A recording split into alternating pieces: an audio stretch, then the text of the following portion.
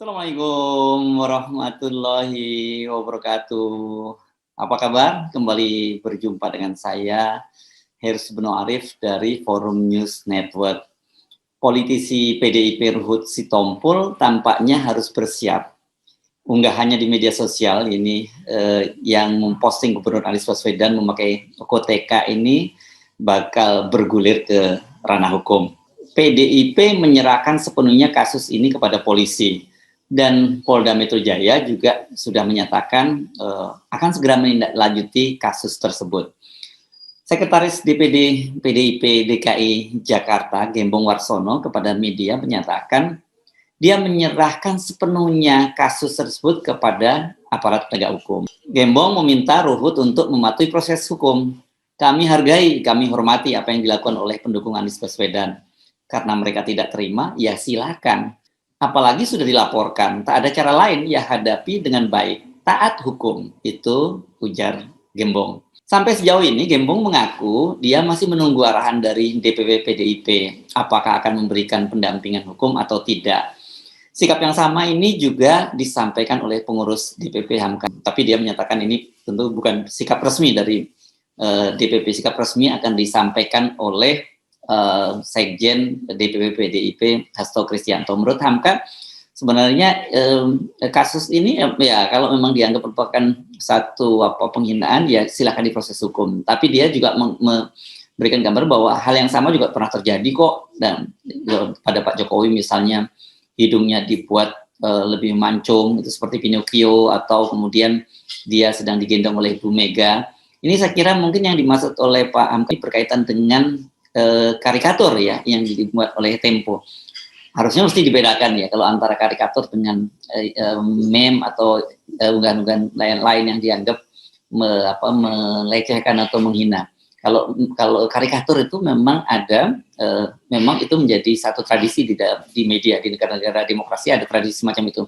Tapi ada juga karikatur yang sempat menimbulkan kehebohan. Anda mesti ingat ya, karikatur yang dibuat oleh kartunis di media Prancis, Charlie Hebdo, yang kemudian menimbulkan juga kekacauan ya. Kasus unggahan Ruhut yang memasang semacam meme atau apa ini namanya ya, Anies Baswedan memakai baju koteka ini bergulir ke ranah hukum setelah seorang tokoh pemuda Papua namanya Petrobras Mega Keliduan itu melaporkannya ke Polda Metro Jaya. Dia menilai apa yang dilakukan oleh Ruhut merupakan penghinaan terhadap warga Papua. Unggahan yang dipersoalkan itu menampilkan Anies bertelanjang dada, tampak memakai pakaian adat suku Dani lengkap dengan mahkota dan taring babi di hidungnya. Anies sendiri tak pernah memakai pakaian tersebut. Dipastikan bahwa foto tersebut merupakan hasil editan.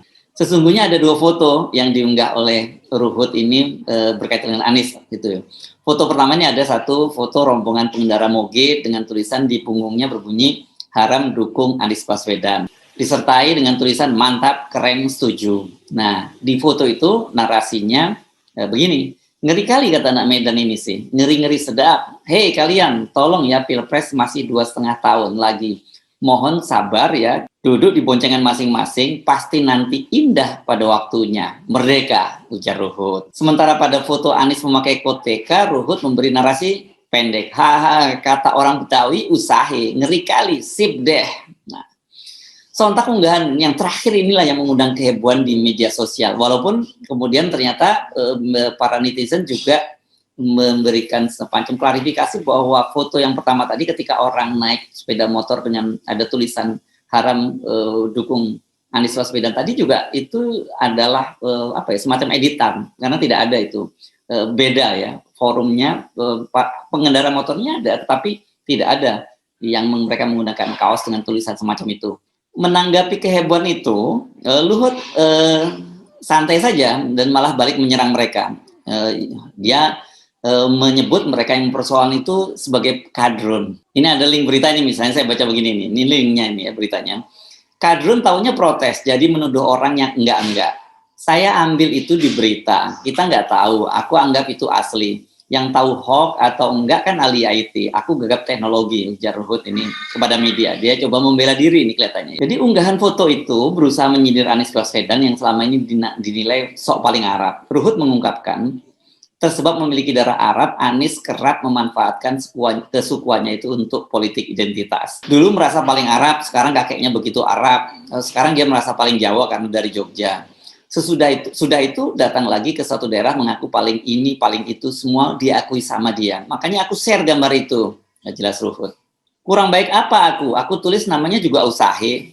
Mungkin kan usaha dia jadi presiden begitu. Jadi ada foto menarik, kita beritakan, bagus. Kadrun aja yang kelojotan, itu kata Ruhut. Dan Ruhut juga membantah jika foto tersebut menghina masyarakat Papua. Ia beralasan sejauh ini belum ada orang masyarakat Papua yang protes terkait unggahnya itu. Orang di Papua diam-diam saja, tenang-tenang saja, cuma kadrun aja kok yang ribut, ujarnya. Ini dia senang sekali yang menggunakan kalimat kadrun ini ya. Unggahan Ruhut itu, unggahan yang di Twitter itu sebenarnya sudah diprotes loh oleh tokoh asal Papua, yakni mantan komisioner Komisi Nasional Hak Asasi Manusia Natalius Pigai. Pada waktu itu dia mempertanyakan maksud Ruhut itu apa mengunggah foto Anies yang berpakaian baju adat Papua. Apakah itu benar foto Pak Anies atau bukan? Kalau editan atau diedit maka itu maknanya blasfemi atau penghinaan. Itu kata Pigai di akun Twitternya. Tapi Pigai pada waktu itu tidak menyatakan akan melaporkan Ruhut ke polisi. Dan memang ini sifat dari Pigai. Dia tidak pernah, sekalipun dia secara personal juga seringkali dihina dengan ujaran rasis, bahkan pernah ada yang juga menyamakan dia seperti seekor gorila. Keputusan Pigai dia tidak pernah mau mengadukan itu. Orang lain ada yang mengadukan, tapi Pigai tidak. Nah, ini yang mungkin dianggap oleh Ruhut dianggap tidak ada yang mempersoalkan. Nah, Ruhut ini mulai sedikit serius menanggapi kasus itu ketika mengetahui ini benar-benar nih ada warga Papua yang akhirnya melaporkan. Tadi yang saya sebut namanya Petrodes Mega Kelinduan. Ini dia adalah Panglima Komando Patriot Revolusi. Ini adalah sebuah organ partai rakyat yang kemudian dia atas nama warga Papua melaporkannya ke Polda Metro Jaya. Dalam wawancara dengan saya, Mega, dia mengaku sangat marah dan akan mengejar Ruhut secara hukum. Dia secara serius mengawal kasus tersebut sampai polisi benar-benar memprosesnya. Petrodes ini atau Mega juga mengaku tak bisa menerima permintaan maaf Ruhut karena ya memang dia tidak bisa mewakili warga atau suku Dani, tapi sebagai seorang warga Papua dia merasa ikut tersinggung. Karena itu dia kemudian melaporkan kasusnya ke polisi. Akhirnya setelah heboh, setelah dia dilaporkan, Ruhut kemudian minta maaf. Ini lewat akun Twitternya juga gitu, ketika ada bertemu dengan Mega dalam diskusi di talk show di sebuah televisi, dia juga menyatakan minta maaf, tetapi pada waktu itu Mega menyatakan dia tidak bisa menerima maaf. Itu bukan dia tidak mau, tapi dia tidak bisa.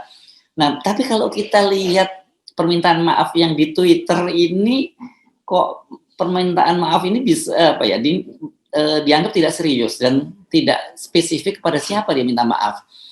Dia menulis begini nih, taunya aku dihujat habis-habisan, tapi apa mau dikata, apalagi yang hujat pada tidak tahu permasalahannya. Tapi aku harus berhikmat, dan untuk semua yang masih marah, maafkan aku, manusia yang tidak luput dari kesalahan. Merdeka.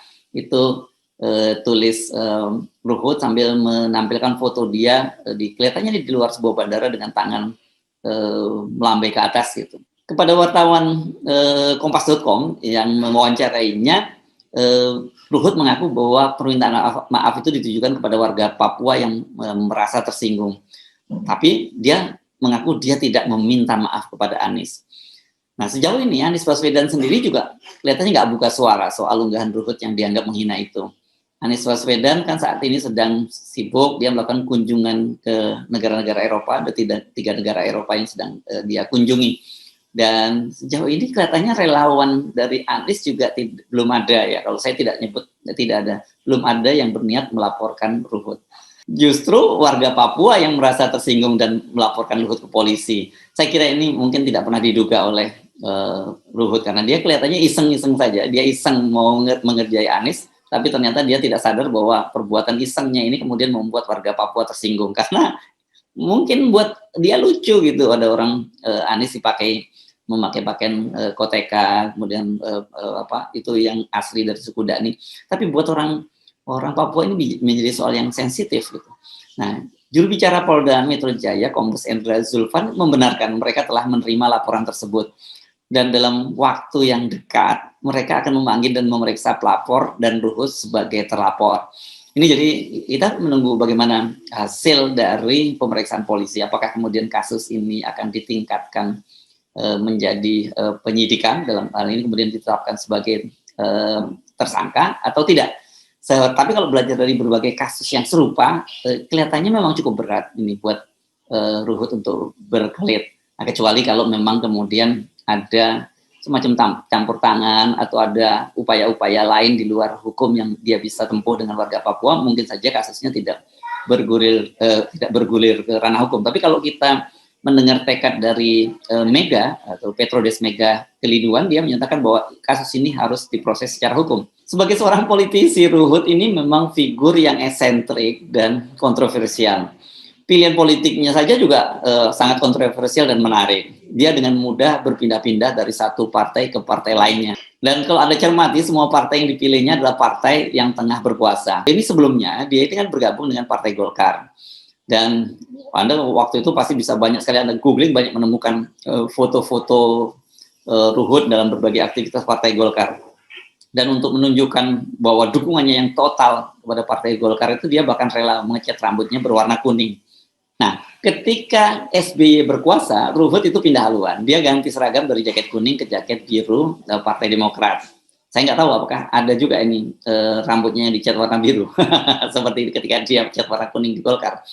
Nah, pada waktu dia bergabung di Demokrat dan kemudian dia menjadi pendukung SBY, Ruhut ini juga pasang badan. Setiap kali ada yang mengkritik SBY dan Demokrat. Nah, kalau Anda cari narasinya, dia memang selalu memuja-muji Presiden SBY. Dan sebagai mungkin imbalan dari militansi dia, jadi totalitas dia dalam membela Demokrat, Ruhut itu mendapat posisi mentereng. Dia menjadi koordinator bidang Polkam sekaligus juru bicara.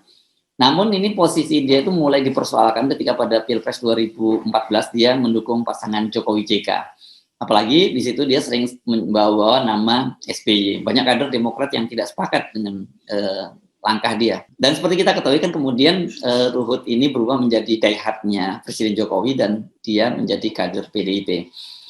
Ini sebenarnya dia mulai kelihatan berubah haluan ini ketika dalam Pilkada DKI 2017 dia menjadi pendukung Ahok Jarot gitu ya. Dan pada waktu itu kan rival dari Ahok Jarot adalah Agus Harimurti yang putra SBY yang berpasangan dengan Silvia Murni, dan juga salah satu calon lainnya adalah pasangan Anies Baswedan dengan Sandiaga Uno. Barangkali karena afiliasi politik yang sering berubah-ubah searah dengan siapapun yang berkuasa, membuat PDIP tidak terlalu antusias kali ya, atau bersemangat mendukung Ruhut. Ini barangkali ya, kita masih menunggu bagaimana sikap dari PDIP berikutnya gitu.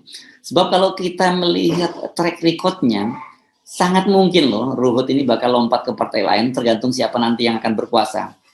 Nggak tahu kalau tiba-tiba Anies yang nanti berkuasa menjadi presiden, apakah dia juga akan pindah haluan. Ini menarik untuk kita tunggu ya.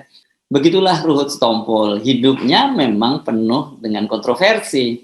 Saya tak ingin menghakimi, hanya sekedar memaparkan fakta. Penilaian selanjutnya saya serahkan kepada Anda semua. Meminjam kalimat yang disampaikan oleh Pak Jokowi, yang pernah disampaikan oleh Pak Jokowi ketika ribut-ribut 3 periode lalu, dan juga Pak Mahfud MD, dia menyatakan bahwa ini negara demokrasi. Orang bebas berpendapat. Begitu juga Anda bebas berpendapat tentang Ruhut Sitompul. Tetapi tentu saja kalau kemudian pendapat Anda ini dianggap menghina atau memenuhi unsur pidana, ya ada konsekuensi hukumnya seperti yang sekarang terjadi pada Ruhut Sitompul. Saya Arif dari Forum News Network. Sampai jumpa lagi. Assalamualaikum warahmatullahi wabarakatuh.